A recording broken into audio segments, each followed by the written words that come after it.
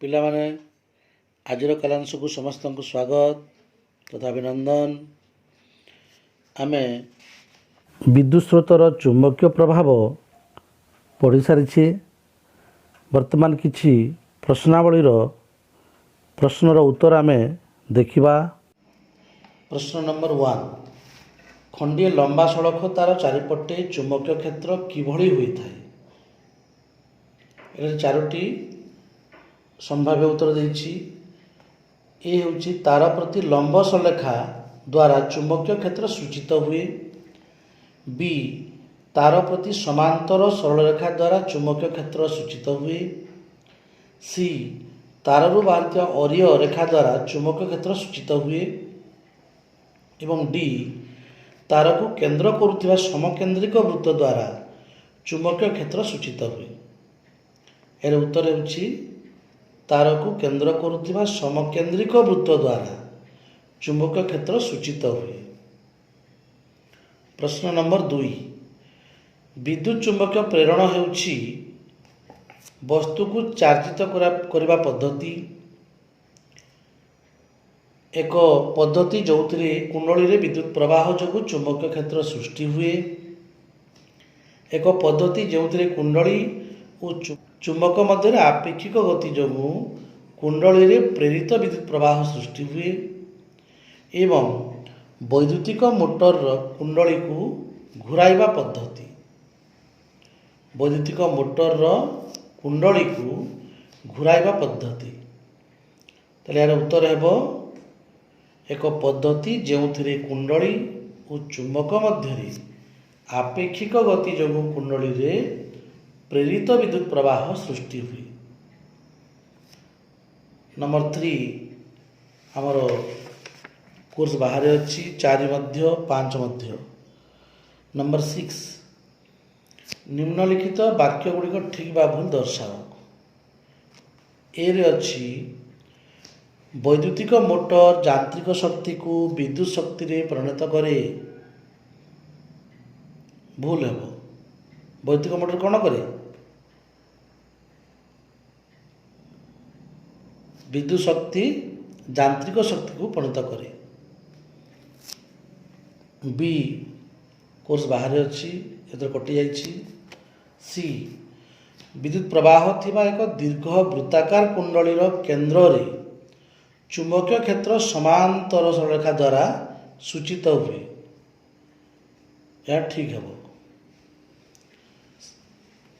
D ମଧ୍ୟ ନାହିଁ।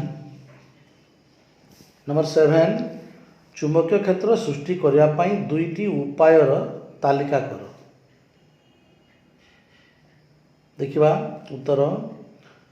First, ପ୍ରାକୃତିକ ଓ କୃତ୍ରିମ ଚୁମ୍ବକ। ବିଦ୍ୟୁତ ଚୁମ୍ବକ, ଏକ ପରିବାହୀ, ଏକ କୁଣ୍ଡଳୀ ଓ ବିଦ୍ୟୁତ ପରିବହନ କରୁଥିବା ଏକ ସଲେନଏଡ୍। ଏହିସବୁଥିରେ ଚୁମ୍ବକୀୟ କ୍ଷେତ୍ର ସୃଷ୍ଟି କରିବା ପାଇଁ ବା ଚୁମ୍ବକୀୟ କ୍ଷେତ୍ର ସୃଷ୍ଟି କରାଯାଇପାରିବ। ଚୁମ୍ବକୀୟ କ୍ଷେତ୍ର ସୃଷ୍ଟି କରିବା ପାଇଁ 2ଟା ଉପାୟ କ'ଣ କ'ଣ? ପ୍ରାକୃତିକ ଓ କୃତ୍ରିମ ଚୁମ୍ବକ ଓ ବିଦ୍ୟୁତ ଚୁମ୍ବକ। ଅନ୍ୟ ଏକ ନେଇପାରିବା ଏକ ପରିବାହୀ, ଏକ କୁଣ୍ଡଳୀ ଓ ବିଦ୍ୟୁତ ପରିବହନ କରୁଥିବା ଏକ ସଲେନଏଡ୍। ନମ୍ବର 8, ସଲେନଏଡ୍ କେମିତି ଚୁମ୍ବକ ଭଳି କାର୍ଯ୍ୟ କରେ?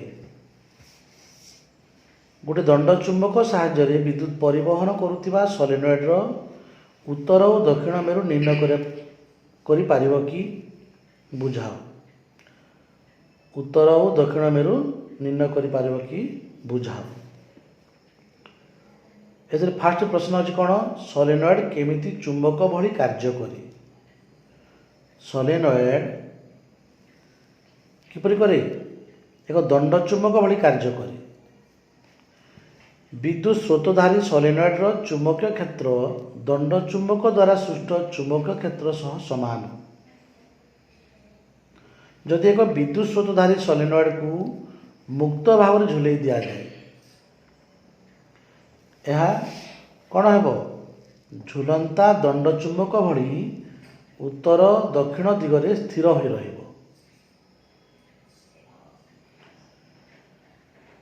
सेहीपरि एक दंड चुंबक द्वारा विद्युत स्रोतधारी सोलेनॉइडर उत्तर और दक्षिण मेरु निर्णय करी हेबो। किपरि भाव में गोटे सोलेनॉइड को दीर्घ सूता साहाय्य मुक्त भाव में झुलाई देवा। गोटे दंड चुंबकर उत्तर मेरु को सोलेनॉइडर एक प्रांत निकट को नेबा।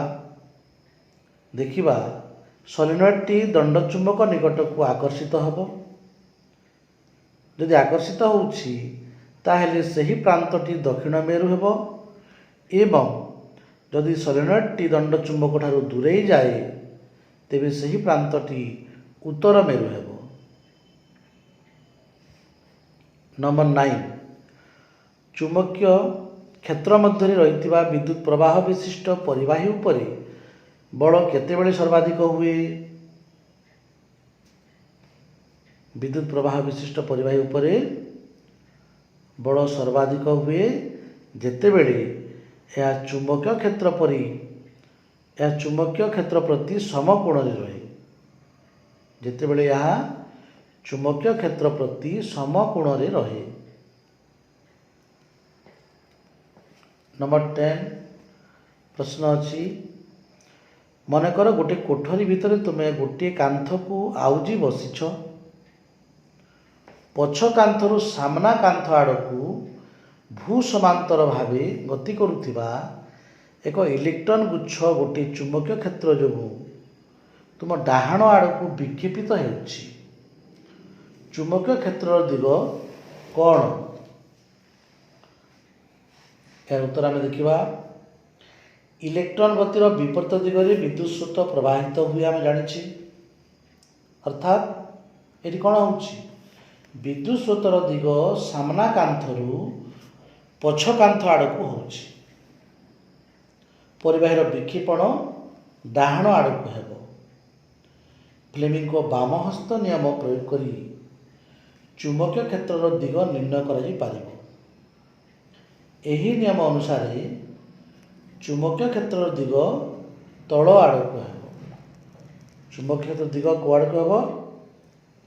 अनुलंब भाव में तल आड़कू हेबो। नेक्स्ट नंबर 12 वैद्युतिक मोटर व्यवहार करुथिबा किछि साधनर नाम लेख। वैद्युतिक मोटर व्यवहार होता किछि साधन कौन कौन हो पारे? वैद्युतिक पंखा, पानी pump, cooler, refrigerator, washing machine, computer, MP3 player यही सबुत वैद्युतिक मोटर व्यवहार होता है। आज एतिकी धन्यवाद।